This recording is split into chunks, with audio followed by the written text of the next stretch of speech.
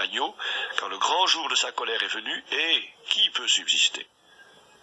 Puis encore ce texte d'Apocalypse 19, verset 15, il foulera la cuve du vin de l'ardente colère du Dieu Tout-Puissant.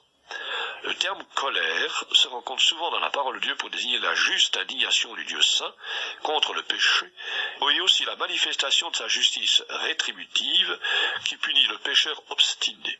Le grand jour de sa colère est celui où Dieu prononcera son jugement sur les nations. Le jour de colère n'est que pour les enfants de colère, car Dieu n'a pas destiné ses enfants à la colère, mais à l'acquisition du salut par Jésus-Christ. C'est le texte de 1 Thessaloniciens chapitre 5 verset 9. Si le monde incrédule doit passer par la colère de l'agneau, il est réjouissant de savoir que les chrétiens participeront non à la colère, mais aux noces de l'agneau. Apocalypse chapitre 19 versets 7 à 9. La manifestation de cette colère est encore appelée ruine soudaine. 1 Thessaloniciens chapitre 5 verset 3, dont il est dit que personne n'échappera. Ceci indique nettement que le monde entier subira l'effroyable catastrophe, mais que l'Église en sera épargnée puisque précédemment enlevée au ciel. Selon 1 Thessaloniciens 4, verset 17.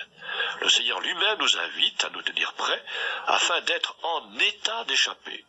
Jésus dit bien en état d'échapper, Luc 21, 36. Il parle même de délivrance, Luc 21, 28. C'est aussi pourquoi il est dit que Jésus viendra une seconde fois pour ceux qui l'attendent pour leur salut, Hébreux 9, 28.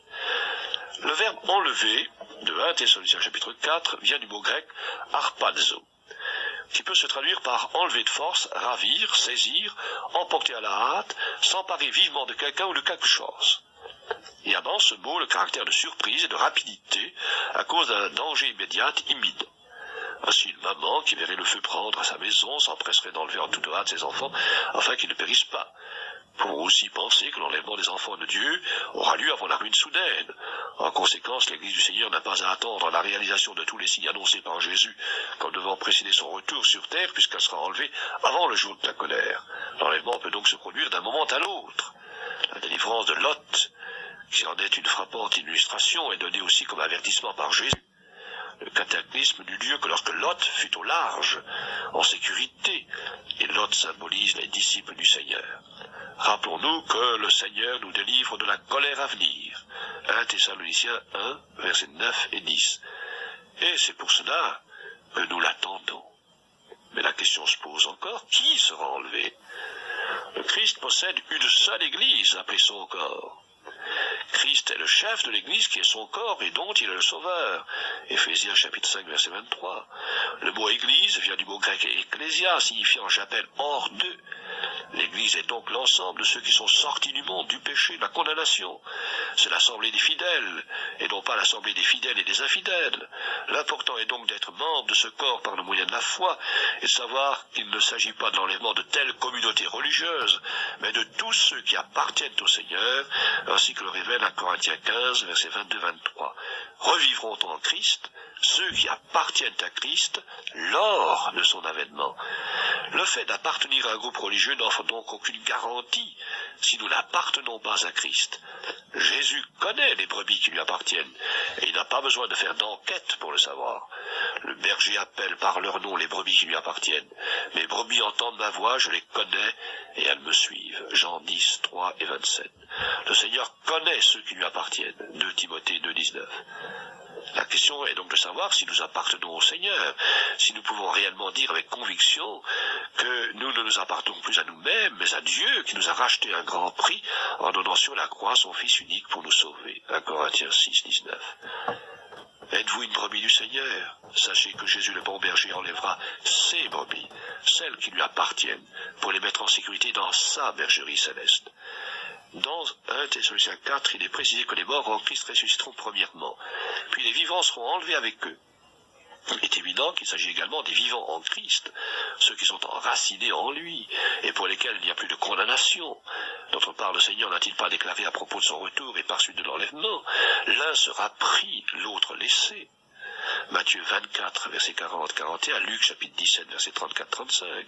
Il est incontestable que celui qui sera pris sera celui qui appartient au Seigneur, qui est avec le Seigneur. De même que dans un tas de suures et de pointes, l'aimant que l'on approche n'attire que les pointes et laisse la sure. Jésus-Christ ne pourra attirer à lui que ceux qui auront accepté son pardon et sa vie par le moyen de la foi en son sacrifice, et qui auront donc sa nature. Ainsi notre enlèvement dépendra de notre attitude à l'égard de Christ lors de sa venue. Enoch, est-il dit, marcha avec Dieu, et Dieu le prit, Hébreux 11, verset 5. À nous aussi de marcher avec Dieu. L'unité spirituelle de l'Église sera rendue visible par l'enlèvement. Alors on cherchera partout ceux qui appartenaient à Christ, comme on le fit pour Enoch et pour Élie. Hébreux 11 et 2 Rois 2, verset 15. Jésus peut-il vous dire, cher auditeur, je reviendrai et je te prendrai avec moi. Jean 14, 2. Écoutons alors cette exhortation de l'épître de Jean, la première, chapitre 2, verset 28. Demeurez en Christ, afin que, lorsqu'il paraîtra, nous ayons de l'assurance, et qu'à son avènement nous ne soyons pas confus et éloignés de lui. Être enlevés et régner éternellement avec Christ dans un corps glorieux, semblable à celui de leur Sauveur, telle est l'espérance des disciples du Seigneur, car là où est le Maître, là aussi sera le disciple, et tel est le Maître, tel aussi seront les disciples. Aussitôt après l'enlèvement des disciples de Jésus-Christ, aura lieu la manifestation de la colère de l'agneau, qui sera, premièrement, le juste jugement de Dieu à l'égard des nations qui n'auront point voulu écouter la vérité divine. Le Seigneur Jésus apparaîtra du ciel avec les anges de sa puissance, au milieu d'une flamme de feu, pour punir ceux qui ne connaissent pas Dieu et ceux qui n'obéissent pas à l'évangile de notre Seigneur Jésus-Christ. 2 Thessaloniciens chapitre 1 versets 7 à 8. Deuxièmement, la colère de l'agneau sera en quelque sorte la fin du temps de la patience du Seigneur, la mise d'un terme à l'impiété des hommes comme au temps de Noé. Genèse chapitre 6 verset 5 et deuxième épître de Pierre chapitre 3 verset 9. Ce sera aussi une ruine soudaine. 1 Thessaloniciens chapitre 5 verset 3. Une catastrophe mondiale effroyable au cours de laquelle se mêleront à la fois la guerre, les fléaux, les cataclysmes. Ce sera donc une ruine soudaine des nations, une gigantesque catastrophe mondiale atomique. Parmi les signes annonciateurs du moment de la fin, Jésus-Christ a mentionné la guerre entre deux royaumes. Un royaume s'élèvera contre un royaume. Et de nos jours, les petites nations sont passées à l'arrière-plan. Elles demeurent les spectatrices du terrible jeu auquel se livrent les grandes puissances du monde, puissances communément appelées des blocs. Et aujourd'hui, le monde vit dans une telle situation qu'il est effaré à la pensée de la possibilité d'un affrontement entre ces grands blocs. Et notamment, on a divisé le monde en deux blocs, l'un occidental, l'autre oriental, ou comme on dit, l'un capitaliste, l'autre communiste. Et il est nécessaire que nous nous appuyions sur les révélations des livres prophétiques pour comprendre quel peut être, dans les temps qui viennent, le déroulement des événements. Et étant donné que la parole de Dieu a été écrite pour notre instruction, il vaut la peine d'étudier les textes prophétiques qui contiennent des précisions quant aux événements qui se préparent sous nos yeux. Et il est bon d'examiner de près le chapitre 38 d'Ézéchiel, dans lequel les exégètes ont découvert depuis de nombreuses années des révélations qui semblent coordonner parfaitement avec les événements que nous vivons et qui décrivent les deux grands royaumes du monde avec leurs alliés.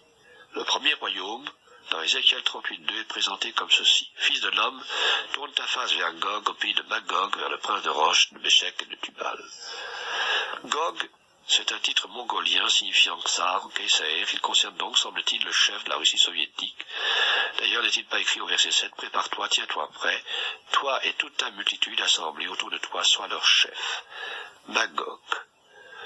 Il est écrit au pays de Magog. Ce nom se trouve dans Genèse 10, 2. Les fils de Japhet, lui-même fils de Noé, furent Gomer, Magog.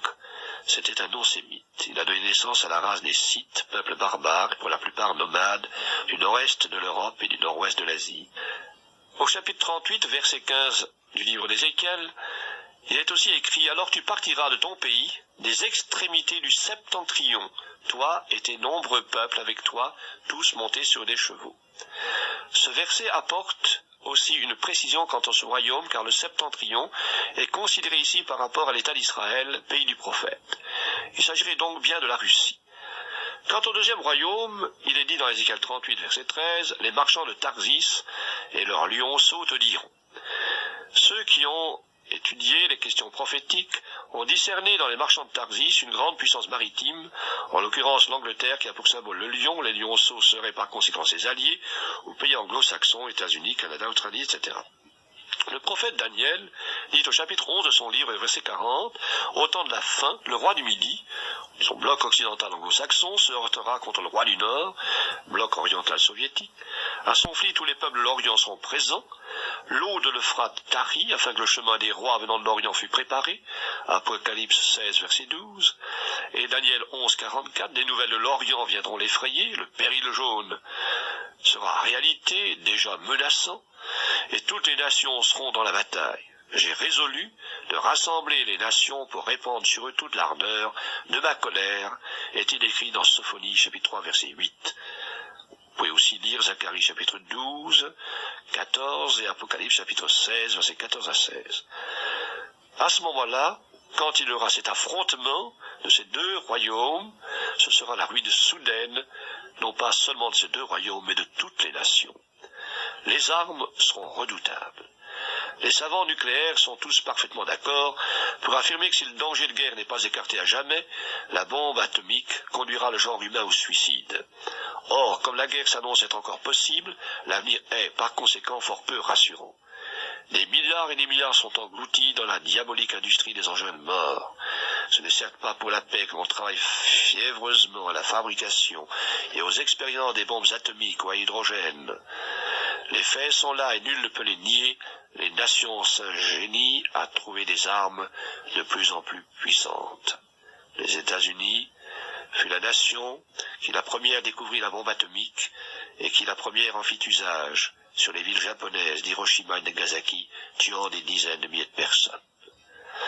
En 1954, le 1er mars, elle a expérimenté une bombe à hydrogène qui, lors de l'explosion, a dépassé en violence les prévisions des savants, à tel point que des pêcheurs japonais ont été victimes des radiations, quoique se tenant très loin de l'expérience. Le représentant démocrate Carl Durham, membre de la commission atomique, déclara à cette époque que la bombe à hydrogène est une chose si horrible qu'il valait mieux informer l'opinion mondiale des dommages et des désastres qu'elle pouvait provoquer. Des savants estiment tout à fait possible que la réalisation d'une bombe à hydrogène d'une puissance équivalente à celle de 100 millions de tonnes de trinitrotoluène a de quoi faire sauter le Mont Blanc. Dans son discours du 8 décembre 1953, le président Eisenhower disait « Aujourd'hui, les bombes atomiques sont plus de 25 fois plus puissantes que les armes qui ont marqué l'aube de l'âge atomique. » Il a indiqué que le stock atomique américain s'accroît quotidiennement. Il dépasse en puissance destructrice le total de tous les projectiles et de toutes les bombes larguées par tous les avions et tirées de tous les canons de la Deuxième Guerre mondiale sur tous les théâtres. La Russie stocke aussi ses bombes atomiques à hydrogène et en fait exploser, en expérimente.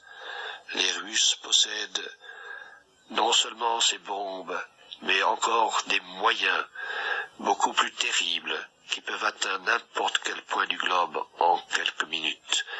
Et ainsi les grandes puissances sont armées avec des bombes qui tournent également autour de la Terre dans ces satellites qui sont